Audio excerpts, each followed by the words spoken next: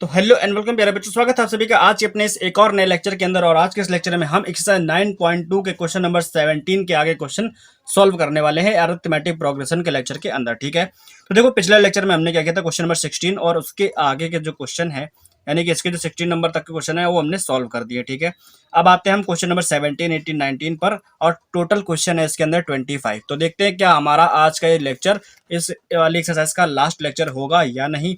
ठीक है, तो चलिए स्टार्ट करते हैं क्वेश्चन नंबर 17 से। क्वेश्चन नंबर 17 के अंदर गिवन है, if eighth term of an AP is 0, prove that it's 38th term is triple of its 18th term. ठीक है, हमें क्या बताना है, हमसे कहा गया है कि जो इसका 8 टर्म है वो है 0, यानी कि A8 का जो वैल्यू है वो 0 है, और कहा गया है हमें प्रूफ करके लाना है। अब क्या प्रूफ करना है वो देखो क्या है, प्रूफ करके लाना है कि इसका जो 38th टर्म है वो है 3 टाइम्स ऑफ 18th टर्म का, हमें ये प्रूफ करना है। ठीक है, तो सॉल्यूशन के अंदर हमें क्या करना है, सबसे पहले तो इसको एक जगह पे नोट डाउन करके अच्छे से लिखना होगा, और फिर इसके लेफ्ट हैंड साइड और राइट हैंड साइड दोनों को ही सॉल्व करना होगा। ठीक है, अब देखो यहाँ पर क्या है कि सॉल्यूशन के अंदर जो चीज़ गिवन है पहले तो उसको यूज़ कर लो।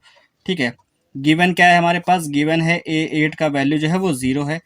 A8 को हम लिख सकते हैं A+7D इज इक्वल टू 0। यहाँ से जो A का वैल्यू निकालोगे वो आएगा -7D। ठीक है, A का वैल्यू आ गया -7D। अब we have to prove that we have to prove A38 is equal to triple of A18। ठीक है, ये प्रूव करना है। अब इसका जो लेफ्ट हैंड साइड है वो क्या है, वो है A38। ठीक, तो A38 को हम लिख सकते हैं A+37D, और A का जो वैल्यू है वो है -7, तो यहाँ पर रखोगे -7D प्लस 37D, सॉल्व करोगे तो आएगा 30D आएगा। ठीक है, तो ये तो आ गया A38 का वैल्यू। अब इसका जो राइट हैंड साइड है, हमने लेफ्ट वाला साइड सॉल्व कर दिया। राइट हैंड साइड जो है इसका, ये क्या है, ट्रिपल ऑफ A18 है। ठीक है, इसको भी सॉल्व कर लेते हैं। तो 3A18 है, जब इसको सॉल्व करोगे तो 3 बाहर रहेगा, और A18 को लिखेंगे A+17D, ये लिखा जाएगा। इसके अंदर A का जो वैल्यू है वो -7D, यहाँ से उठा करके यहाँ पे पुट कर देंगे। तो जब यहाँ पर -7D पुट करोगे, प्लस यहाँ लिखा है 17D, 17 में से 7 चला गया तो क्या आएगा, ये आ जाएगा 10D। 10 में से 3 का मल्टीप्लाई करा दो तो ये आ जाएगा 30D।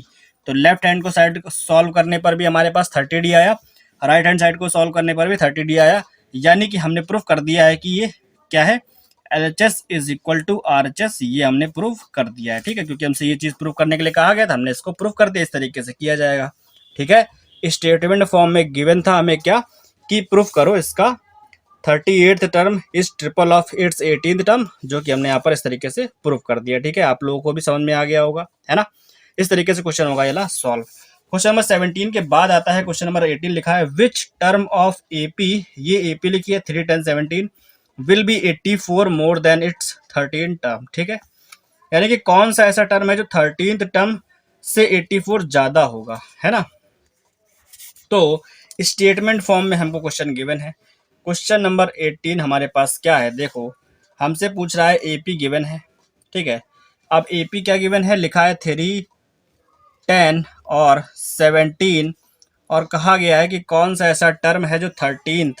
ठीक है, तो हम यहाँ पर लेट करते हैं, लेट nth टर्म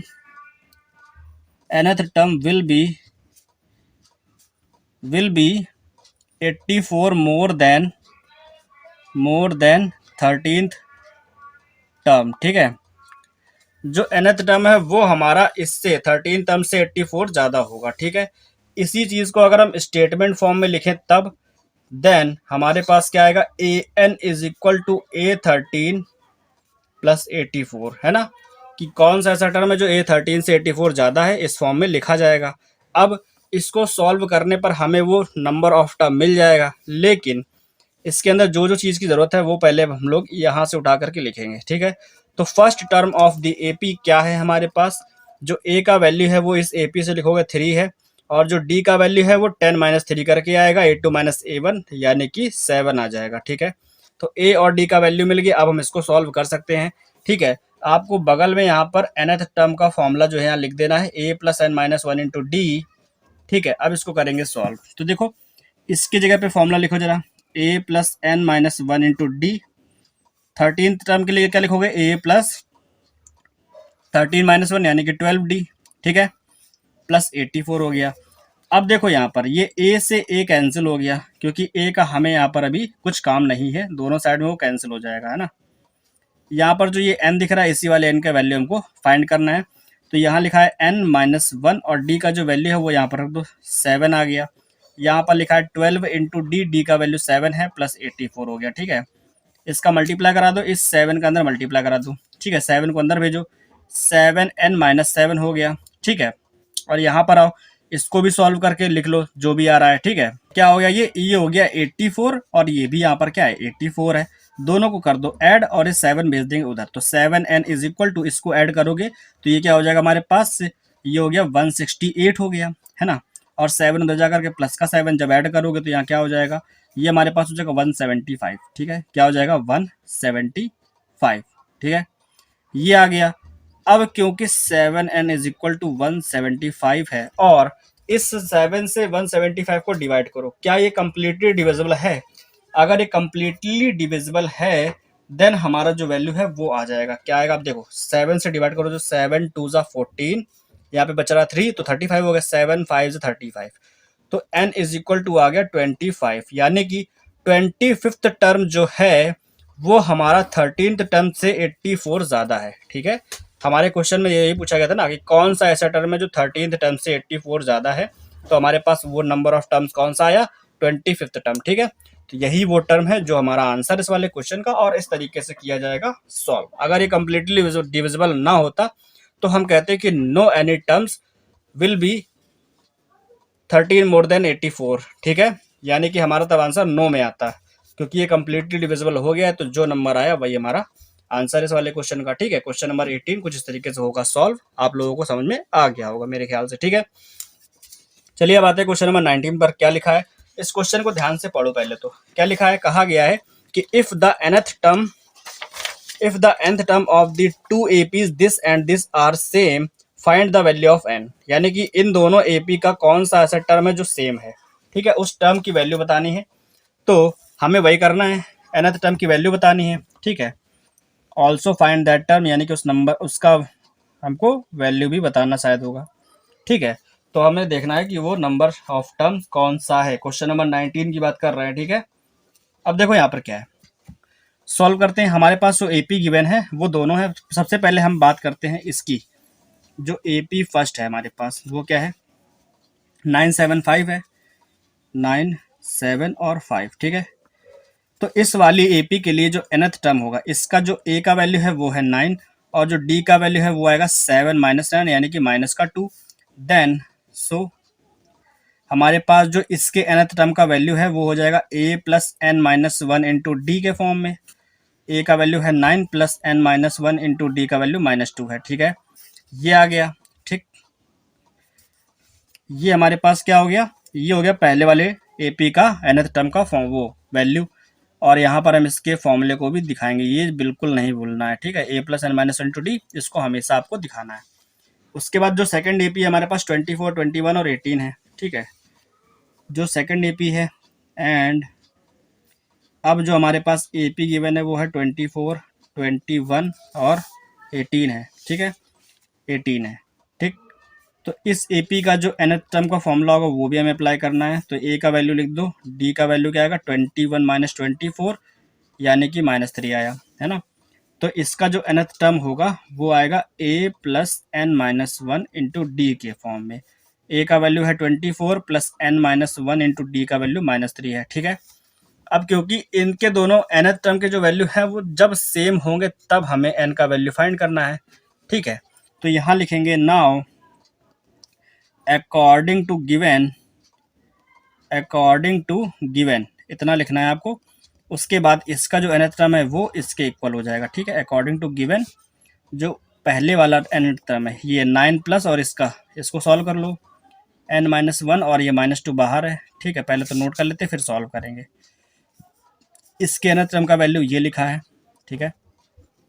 अब क्या करो, इसको सॉल्व करना है। मतलब क्या है, मतलब ये कि अब इनका जो बाहर जो -3 और -2 लिखा है ना, इनका अंदर मल्टीप्लाई करा दो। ये 9 लिखा है, -2 का मल्टीप्लाई n में कराओगे तो -2n -2 का -1 में तो प्लस का 2, ठीक है, इधर आओ, ये 24 है, -3 का n में कराओगे तो माइनस का 3n, -3 का 1 में कराओगे प्लस का 3, ठीक है, ये 3n है, इधर ले आओ, और यहाँ पर 9 और 2 11, ये हो गया 11, इधर ले जाओ, तो ये 3n इधर आकर के प्लस का हो गया, यहाँ पर माइनस का 2n है, 24 और 3 27 हुआ, 9 और 2 11, उधर ले आओगे माइनस का 11, ठीक है, 3n में से 2n सब्ट्रैक्ट कर दोगे तो क्या आएगा, सिर्फ क्या आएगा n, और 27 में से 11 जाएगा तो 16 आएगा, ठीक है, यानी कि 16th टर्म ऐसा एक टर्म है इन दोनों एपीज का जो कि क्या है, जो कि इक्वल है, ठीक है, तो नंबर ऑफ टर्म आ गया 16 और फाइंड दैट टर्म ये भी कहा गया था, तो यानी कि हमें A16 भी फाइंड करना है, तो हमारा जो आंसर है वो तो आ गया कि 16th टर्म है इन दोनों एपीज का जो कि सेम है। अब हमें क्या करना है, A16 का वैल्यू भी बताना है, ठीक है, तो किसी भी एक एपी का ए और डी का वैल्यू उठा करके रख लेंगे, हमारे पास जो वैल्यू है वो सेम ही आएगा दोनों के लिए, है ना, तो A16 is equal to A plus 15D हो जाएगा, है ना, ए का वैल्यू यहाँ से रख दो 9, ऊपर वाले हम पहले वाले एपी को यूज कर रहे हैं, यहाँ से वैल्यू 9 रख दिया है ए का, प्लस 15 इंटू डी का वैल्यू क्या है माइनस का 2, तो ये हो गया 9 और 15 2 30, 30 में से 2 चला गया माइनस का 21, ये आएगा हमारे पास आंसर, ठीक है, तो हमसे क्वेश्चन में कहा गया था क्या कि if the nth term of the AP this and this are same, तो ऐसा कौन सा नंबर ऑफ टर्म है जो दोनों एपी का सेम है, तो वो है 16th term, and find that value of n, ठीक, तो हमने n का वैल्यू भी फाइंड कर लिया और हमें क्या था कि फाइंड उसका वैल्यू भी फाइंड करना, तो ये हमने बता दिया, यहाँ पर माइनस का 2 है और 16 टर्म है, ठीक है, तो क्वेश्चन नंबर 19 कुछ इस तरीके से था, आप लोगों ने देखा, समझ में आया होगा किस तरीके से किया गया है। अब हम बात करते हैं क्वेश्चन नंबर 20 के ऊपर, ठीक है, 20 के अंदर क्या गिवन है, सबसे पहले तो आप लोगों को ये देख लो, लिखा है how many 2 digit number are divisible by 3, ठीक है, how many 2 digit number are divisible by 3, तो देखो इसके अंदर क्या है, हमारे पास 3 क्वेश्चन दिए गए हैं, ठीक है, देखो इसके अंदर आपको हिंट भी दे दिया गया, लेकिन इस हिंट को ना देखते हो आप लोग अपने मन से पहले तो सोचो कि किस तरीके से सॉल्व होगा, है ना, हमारे पास जो क्वेश्चन नंबर 20 का फर्स्ट पार्ट है उसके अंदर क्या कहा है, how many 2 digit number are divisible by 3, ठीक है, तो हमें पहले बात तो बात करनी है 2 डिजिट की, यानी कि 10 से लेकर के 99 तक के बीच में ही बात करना है, और इसके बीच में हमको क्या बताना है कि ऐसे कौन से 2 डिजिट नंबर है जो 3 से डिविजिबल है, ठीक है, और हमें number of terms in AP बताना है, क्योंकि एपी ही बनेगी, ठीक है, कैसे, जो पहला 2 डिजिट नंबर है तो हमारी जो एपी है वो क्या बनेगी, वो आएगी 12 से स्टार्ट होगी, क्यों, क्योंकि जो पहला 2 डिजिट नंबर 3 से डिविजिबल है वो होता है 12, उसके बाद क्या है 15, फिर क्या आएगा 18 आएगा, ठीक है, इस तरीके से हमारी एपी जो है आगे जाएगी, लेकिन जो लास्ट 2 डिजिट नंबर जो 3 से डिविजिबल है वो हमारे पास होगा 99, ठीक है, ये आ गया, ठीक है, अब हमें क्या करना है, नंबर ऑफ टर्म्स फाइंड करना है, ठीक है, क्या फाइंड करना है, n, ए का वैल्यू आपको पता है 12 है, ठीक है, डी का वैल्यू क्या है 3, क्योंकि डिविजिबल बाय 3 ही का आ गया ना, तो ये आ गया, इन दोनों के बीच का गैप 3 है ना, और जो L का वैल्यू है वो है 99, तो नंबर ऑफ टर्म्स फाइंड करने के लिए सिंपल आपके पास फॉर्मूला है, वो क्या होता है, हमारे पास लास्ट टर्म का फॉर्मूला लगा दो, L इज इक्वल टू क्या होता है a plus n minus 1 into d का फॉर्मूला अप्लाई करो, यहाँ पर हमें फाइंड करना है n, L का वैल्यू है 99 इज इक्वल टू a का वैल्यू है 12 plus n minus 1 into d का वैल्यू है 3, ठीक है, अब क्या करो, इस 12 को लिखा रहने दो, 3 का मल्टीप्लाई करा तो 3n माइनस 3 हो गया, 12 में से 3 सब्ट्रैक्ट करोगे तो क्या आएगा हमारे पास 9, और जब 9 इधर आ जाएगा तो ये हो गया 99 minus 9 is equal to 3n, बचेगा सिर्फ 99 में से 9 चला गया तो आएगा सिर्फ 90, और यहाँ पर है 3n, 3 1 जा 3, इसको काटोगे 3 से 30 आएगा, तो n इज इक्वल टू आ गया 30, तो total number of terms in AP कितने हैं 30 है, इसका मतलब क्या हुआ कि 2 डिजिट नंबर जो डिविजिबल बाय 3 होंगे वो सिर्फ हमारे पास कितने हैं 30 हैं, ठीक है, ये हमारे पास है क्वेश्चन नंबर 20 का फर्स्ट पार्ट, इस तरीके से हमने किया है सॉल्व, मेरे ख्याल से आप लोग भी समझ पाए होंगे किस तरीके से हुआ है, ठीक है, अब हम बात करेंगे इसके सेकंड पार्ट की, सेकंड पार्ट क्या है ये, इसके अंदर कहा गया है find the number of natural numbers between 101 से 999 which are divisible by divisible 2 and 5, ठीक है, यानी कि देखो हमें 101 से 999 के बीच में बताना है कि ऐसे कौन कौन से नंबर है जो कि 2 और 5 से डिविजिबल है। ठीक है भाई, नंबर ऑफ टर्म्स बताना। ठीक, यानी कि देखो आपको पता है 2 और 5 से डिविजिबल जो नंबर्स होंगे वो सिर्फ और सिर्फ ऐसे नंबर होंगे जिनके लास्ट में जीरो आता होगा। ठीक है, जिनके लास्ट में जीरो आता होगा वही 2 और 5 दोनों से डिविजिबल है। तो हमें बताना है 101 और 999 के बीच में। तो हमारी जो एपी आएगी वो क्या आएगी? सबसे पहला ऐसा नंबर जो 2 और 5 से डिवाइड हो सके 101 से बड़ा, तो वो है हमारे पास 110। ठीक है, इसके बाद क्या होगा? देखो 110 हो जाएगा, फिर 120, फिर 130, ऐसा ही तो होगा, है ना। और 999 के पहले कौन सा ऐसा नंबर होगा? तो 999 के पहले होगा 990, है ना। 999 के पहले 990 एक ऐसा टर्म होगा जो हमारा 2 और 5 दोनों से डिविजिबल होगा। ठीक, तो हमें सिंपली जो यहाँ करना था वही यहाँ करना है, नंबर ऑफ टर्म्स यहाँ पे भी फाइंड करना है ना। तो n फाइंड करना है। a का वैल्यू है हमारे पास 110, ठीक है। d का वैल्यू है हमारे पास 10, क्योंकि इन दोनों का डिफरेंस। ठीक, और जो l का वैल्यू है वो है 990। ठीक है, ये हमको पता है। Simply number of terms find करना है, तो क्या करोगे? l is equal to a plus n minus one into d, apply करो। और l का वैल्यू क्या है? 990 है, इज इक्वल टू a का वैल्यू क्या है? 110 plus n minus one into d का वैल्यू कितना है? 10। ठीक है, तो एक काम करो, सबसे पहले तो 990 लिखा है, ये है 110 एंड 10 का मल्टीप्लाई अंदर करा तो 10 n माइनस 10। 110 में से 10 चला गया तो बचेगा 100, और 100 ले आओ इस तरफ, तो 990 माइनस 100 इज इक्वल टू 10 और n आ गया। ठीक है, तो 10n इज इक्वल टू 990 में से 100 चला गया तो बचेगा 890। ठीक है, अब जब 10 से डिवाइड करोगे तो उसका जीरो कैंसिल हो जाएगा, n का वैल्यू क्या आएगा? 89। ठीक है, यानी कि 101 और 999 के बीच में टोटल हमारे पास 89 ऐसे टर्म्स हैं जो कि 2 और 5 दोनों से डिविजिबल हैं। ठीक है, ये हमारा इस वाले क्वेश्चन का आंसर इस तरीके से होगा सॉल्व। ठीक है, तो आप लोगों को अगर समझ में आ रहा है तो वीडियो को लाइक कर दो, अपने दोस्तों के साथ में शेयर कर दो जिनको इस टॉपिक के एक्सरसाइज के क्वेश्चन को सॉल्व करना है। ठीक है, मेरे ख्याल से काफ़ी सारे बच्चे हैं जो ग्रुप में पढ़ाई करते होंगे, तो मेरे ख्याल से आप लोग उनके साथ तो शेयर ही करो जो आपके ग्रुप में पढ़ते हैं अच्छे से। ठीक है, तो चलिए अब हम बात करते हैं अगले क्वेश्चन की। क्वेश्चन नंबर 20 का जो थर्ड पार्ट है लिखा, how many numbers lie between 10 and 300। ठीक है, 10 और 300 के बीच में ऐसे नंबर्स कितने हैं जो लाई करते हैं, which when divided by 4 leaves are remainder 3। ठीक है, यानी कि जिनको 4 से डिवाइड करने पर रिमाइंडर 3 लीव करते हो, ऐसे कितने नंबर्स हमारे पास, ये हमको बताना है। एक सेकंड, अब दिख रहा होगा, है ना। हाँ ठीक है, ठीक है, तो यहाँ पर हमको यही बताना है, और यहाँ का तो हिंट में भी आपको दिया गया है। ठीक है, लेकिन आप लोग फाइंड करो, देखो कैसे। 4 से डिवाइड करने पर रिमाइंडर 3 आना चाहिए, ऐसे कितने नंबर्स हैं। ठीक है, अगर आपने स्टार्टिंग के 2 नंबर फाइंड कर लिए तो बाकी आपको आराम से मिल जाएंगे। ठीक है, तो देखो हमारे पास क्या है, क्वेश्चन नंबर 20 का जो थर्ड पार्ट है इसके अंदर क्या करना है, हमसे कहा गया है कि 10 से स्टार्ट करना है, 399 तक जाना है। ठीक है, तो 10 और 399 के बीच में ऐसे कितने नंबर्स हैं जो 4 से डिवाइड करने पर 3 रिमाइंडर लीव करते हैं। तो 10 के बाद जो पहला नंबर आता है 11, अगर हम 11 को 4 से डिवाइड करते हैं, 11 को 4 से डिवाइड करेंगे तो 11 टू ज़ा 8 आएगा, 11 मतलब 4 टू ज़ा 8 आएगा, है ना। तो यहाँ पर 8 आ गया, 11 में से कितना कम है? ये 3, तो इसने 3 रिमाइंडर लीव किया जब हमने इसको 4 से डिवाइड किया। ठीक है, तो जो हमारा जो पहला टर्म है वो तो हो गया 11। दूसरा कौन सा है? 11 के बाद 12 तो कम्प्लीटली डिवाइड हो गया। ठीक है, तो जो ऐसे टर्म हैं जो 4 से कम्प्लीटली डिविजिबल है, 4 है, 16 है, 20 है। ठीक है, तो क्या करो, उनसे 3 टाइम्स मतलब 3 नंबर्स आगे ही चलो। ठीक है, फॉर एग्जांपल अगर 12 है तो इससे 3 नंबर आगे जाओगे तो 15 मिलेगा, 16 है तो इससे 3 नंबर आगे जाओ 19 मिलेगा। ठीक है, 20 है तो 3 नंबर आगे जाओगे तो क्या मिलेगा हमको?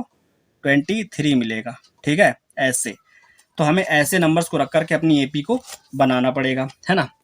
तो यहाँ पर हमें क्या मिलेगी? एपी 11 मिला, उसके बाद मिलेगा 15, फिर आएगा 19, फिर आएगा 23, ऐसे ही चलते जाओ, है ना। अब जाना कहाँ तक है? 399 तक जाना, 300 तक जाना है ना। 300 के जस्ट पहले कौन सा नंबर आता है? 299 आता है। ठीक है, तो 300 के जस्ट पहले आता है 299। अगर हम इसको 4 से डिवाइड करते तो रिमाइंडर क्या मिलेगा, ठीक है, 4 से डिवाइड करो तो 4 7 जा 28, यहाँ पर 1 बचेगा 19 हो जाएगा, ठीक है। 4 4 जा 16, फिर 16 यहाँ 3 बचा, यानी कि रिमाइंडर हमें 3 मिल रहा है। जब 299 को 4 से डिवाइड करोगे तो हमें 3 रिमाइंडर मिलेगा। इसका मतलब है कि 299 हमारा लास्ट टर्म होगा जो कि 4 से डिवाइड करने पर 3 रिमाइंडर लीव करता होगा, है ना। तो इस वाली एपी का, जिसके अंदर हमको 10 और 300 के बीच के अंदर एक एपी बनानी थी, वो हमारे पास एपी आ गई है ना। अब हमें सिर्फ नंबर ऑफ टर्म्स फाइंड करना है ना। तो एन ये है, ए का वैल्यू 11 हो गया, डी का वैल्यू क्या हो गया, इनके बीच का गैप, ठीक है। तो इनके बीच का गैप कैसे, तो देखो 11 माइनस 15 करूँ, सॉरी 15 माइनस 11 किया तो क्या आया 4, तो हमारे पास डी का वैल्यू आ गया 4। उसके बाद लास्ट टर्म हमारे पास क्या है 299 है, ठीक है। अब एल का फॉर्मूला अप्लाई करो, a plus n minus 1 into d, ठीक है, इसी के एल से आएगा।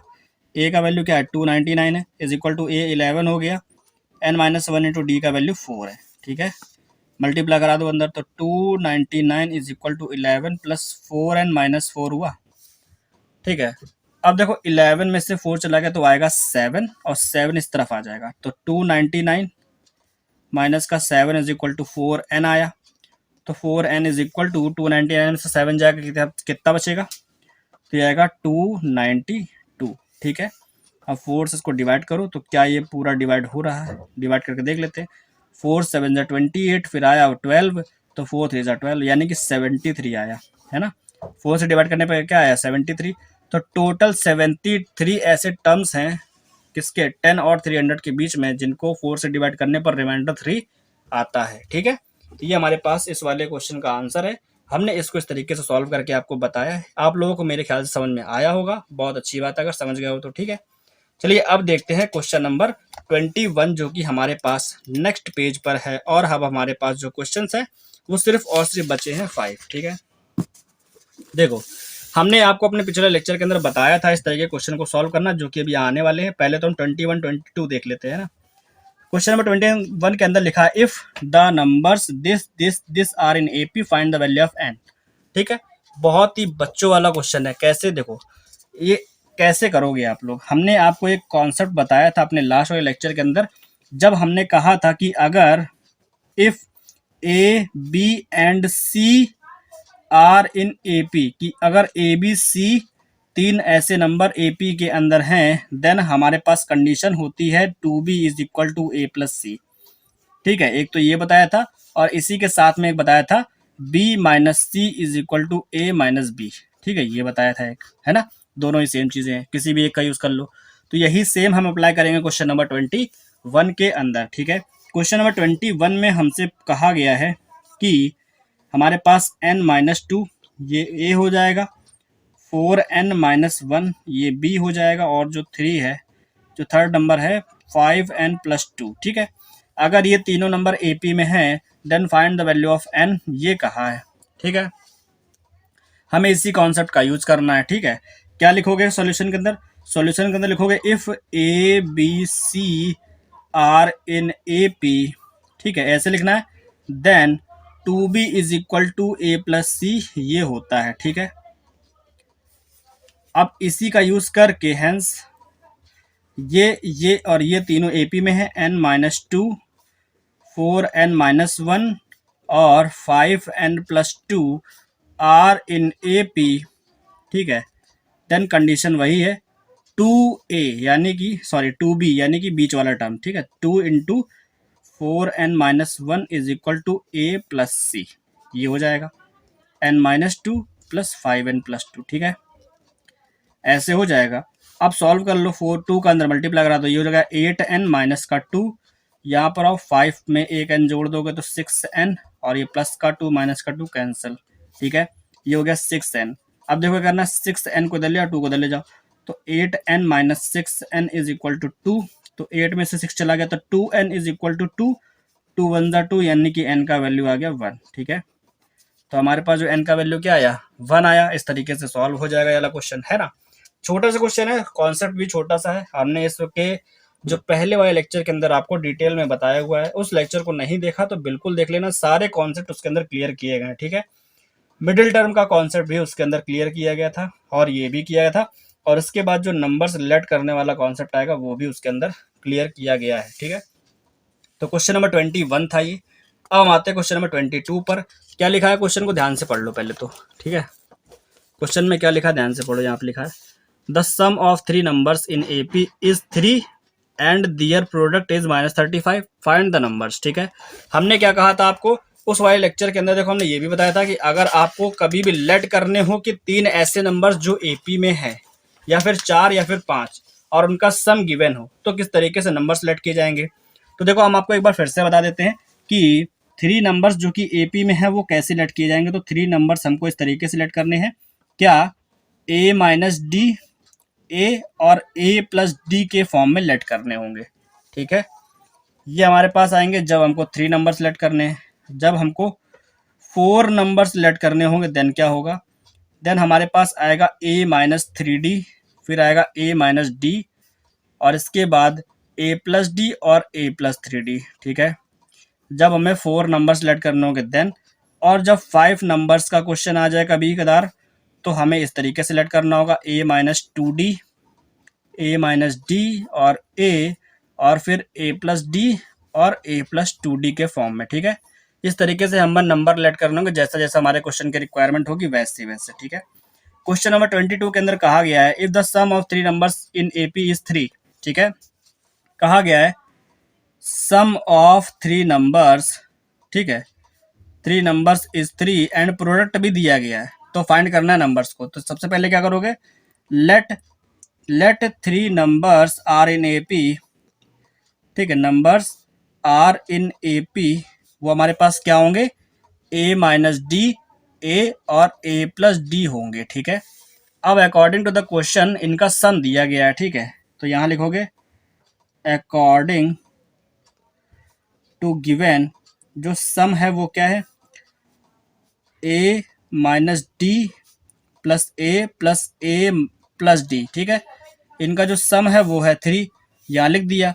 अब ये डी से ये डी कैंसिल, क्योंकि सबको हमने ऐड किया है, तो डी से डी कैंसिल, यहाँ पर आएगा ए और ए, ये हो गया 3a इज इक्वल टू 3 हो गया, 3 1 3, ए का वैल्यू क्या आ गया 1, ए का वैल्यू 1 आ गया, है ना।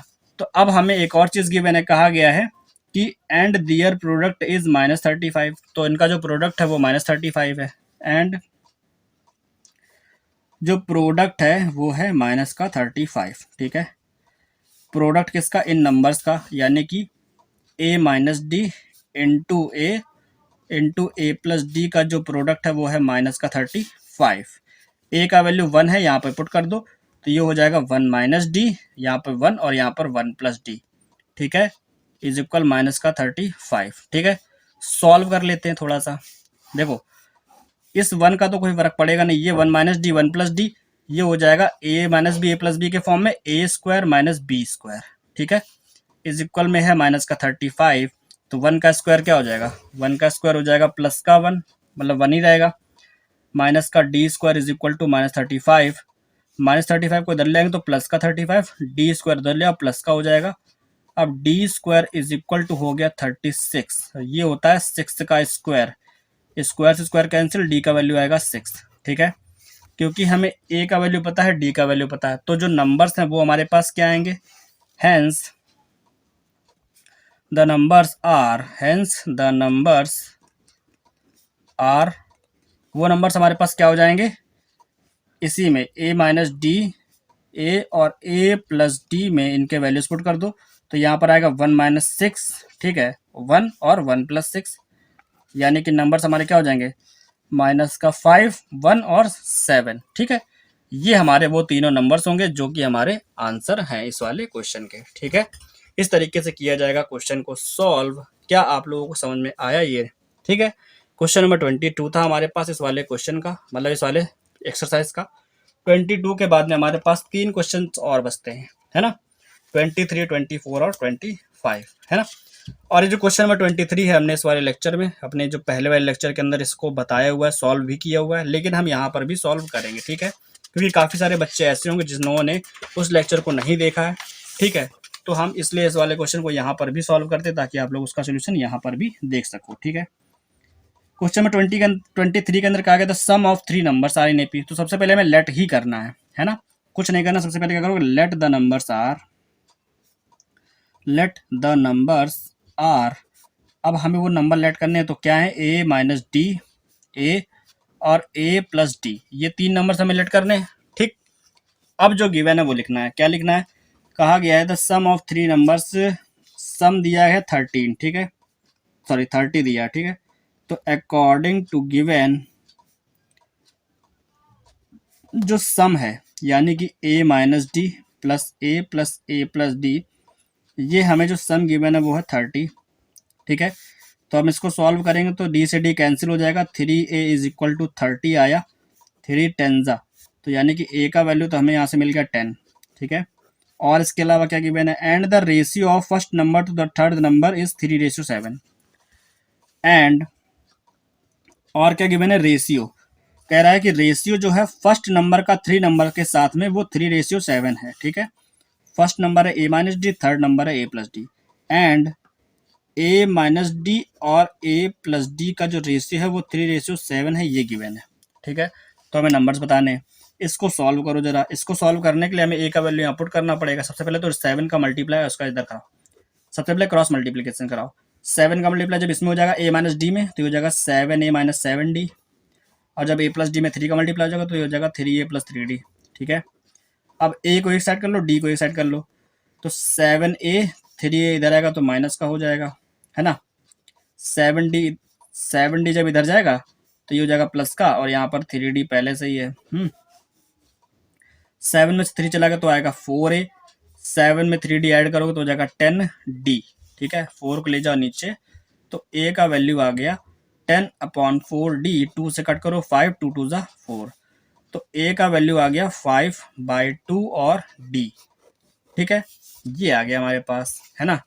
तो अब क्या करना है, हमें a का वैल्यू तो पता है ना 10, यहाँ पे पुट करना था, पुट नहीं किया है, चलो कर देते हैं पुट, ठीक है। तो हमें a का वैल्यू क्योंकि पता है ऑलरेडी, है ना, तो d का वैल्यू भी आ जाएगा। a का वैल्यू यहाँ पे 10 पुट करेंगे तो ये हमारे पास हो जाएगा 10 इज इक्वल टू 5/2 और d, तो 5 2 जा 10, 2 का मल्टीप्लाई हो जाएगा तो d का वैल्यू आ जाएगा 4, ठीक है, 2 2 जा 4 हो गया, तो d का वैल्यू भी आ गया, a का वैल्यू भी आ गया। अब द नंबर्स आर, जो हमारे पास नंबर थे वो थे a माइनस डी, a और a प्लस डी, ये था, ठीक है। तो यहाँ पर रखोगे नंबर्स का वैल्यू, तो ये हो जाएगा 10 माइनस 4, 10 और 10 प्लस 4, ठीक। तो नंबर्स क्या आएंगे हमारे पास, 6, 10 और 14, ये थ्री नंबर्स है जिनके बारे में बात करी गई थी, ठीक है। क्वेश्चन नंबर 23 का आंसर है, ये हमारे पास पूरा सोल्यूशन है इसका, आप लोगों के सामने है, देख लो अच्छे से, समझ लो इसको अच्छे से, ठीक है। अब हम आते हैं क्वेश्चन नंबर 24 के ऊपर, ठीक। 24 के बाद में क्वेश्चन नंबर 25 है, ठीक है। ठीक है, तो देखो इस वाले क्वेश्चन को ध्यान से पहले तो पढ़ो, इसमें क्या लिखा है the sum of first three terms of an AP is 33। Sum हमको गिवन है, और जब कभी भी थ्री टर्म्स का सम गिवन होगा तो सबसे पहले हमें जो काम करना है वो क्या है, लेट थ्री टर्म्स आर, वो थ्री टर्म्स हमारे पास कौन कौन से होंगे, a माइनस डी, ए और a प्लस डी, यही होंगे, ठीक है। हमको कहा गया है सम इसका क्या है, तो हम यहाँ लिखेंगे अकॉर्डिंग टू गिवन, हमें जो सम गिवन है वो क्या है हमारे पास, इन तीनों टर्म्स का सम, a माइनस डी, a और a प्लस डी का जो सम है वो यहाँ पे गिवन है 33, ठीक है। इसको सॉल्व करके a का वैल्यू निकाल लेंगे, d से d कैंसिल, a और a को जोड़ेंगे तो 3a हो जाएगा, इज इक्वल टू 33 है, 3 से कट करोगे 11 में कटेगा तो a इज इक्वल टू क्या आ गया, 11 आ गया, ठीक है। a का वैल्यू हमारे पास आ गया 11, ठीक।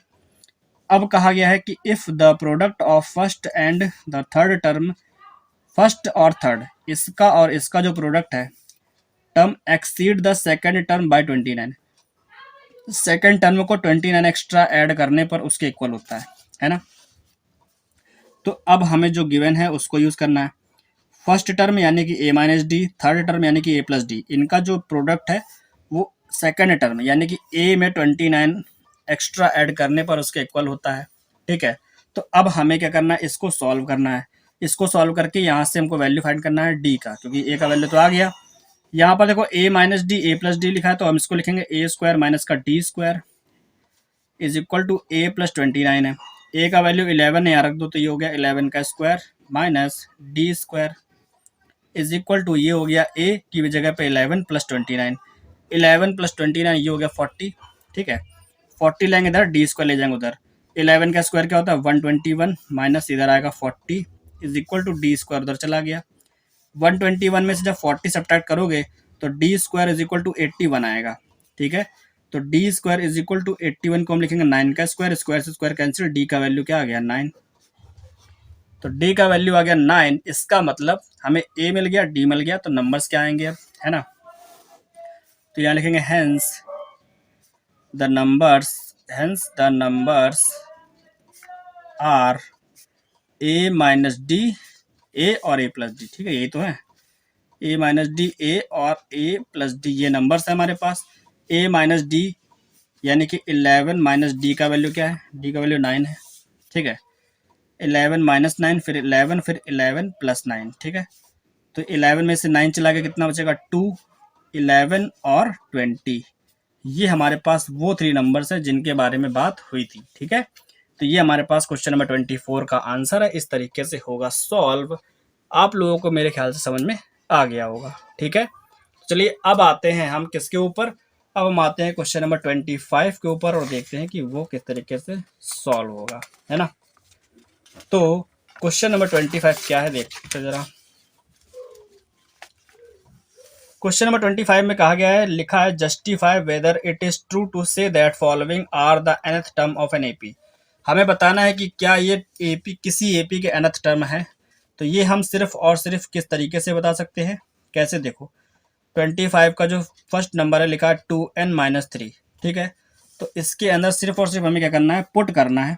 क्या, put n is equal to 1 2 3 4 ऐसे नंबर्स पुट करने हैं और एक एपी बनानी है, एक सीरीज बनानी है। ठीक है, अगर वो हमारी एपी के रूल्स को फॉलो करती होगी देन वो एपी है, अदरवाइज नहीं है। ठीक है, तो यहाँ पे जब n की जगह पर 1 2 3 पुट करेंगे, ठीक है, क्योंकि ये किसका वैल्यू है, ये हमारे पास nth टर्म का वैल्यू है। ठीक है, जो गिवन है वो हमारे पास nth टर्म का वैल्यू गिवन है 2n-3, और जब n की जगह पर 1 2 3 4 पुट करेंगे तो हमें मिलेगा a1 का वैल्यू। जब 1 पुट करेंगे तो a1 मिलेगा, यानी कि 2 × 1-3, तो यह आ जाएगा 2-3, जो कि होएगा माइनस का 1।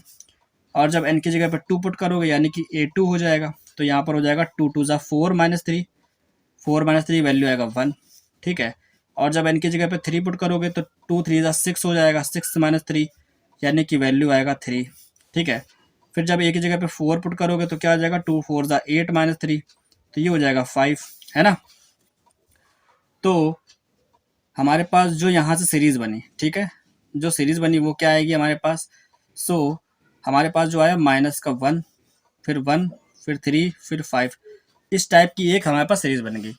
हमें करना क्या है इस सीरीज के अंदर, हमें क्या फाइंड करना है, हमें 2 बार इसके अंदर डिफरेंस फाइंड करना है। ठीक है, सबसे पहले हम a2 माइनस a1 करके निकालेंगे डिफरेंस को। तो a2 का वैल्यू 1 है, माइनस करके जो a1 का वैल्यू है वो -1 है, तो ये हो जाएगा 1 + 1 यानी कि 2 आया। अब हमें अगले 2 टर्म्स के बीच में भी डिफरेंस फाइंड करना है d2, तो हम इसके बीच में फाइंड करेंगे, यानी कि a3 माइनस a2 के बीच में फाइंड करेंगे। तो a3 का वैल्यू 3 है, इसका वैल्यू 1 है, तो ये भी आ गया 2, क्योंकि डिफरेंस क्या है, सेम है। ठीक है, तो यहाँ लिखेंगे hence the difference of any term, ठीक है, माइनस प्रीसीडिंग टर्म, ऐसे आपको लिखना है। ठीक है, minus preceding term is same, so the number of the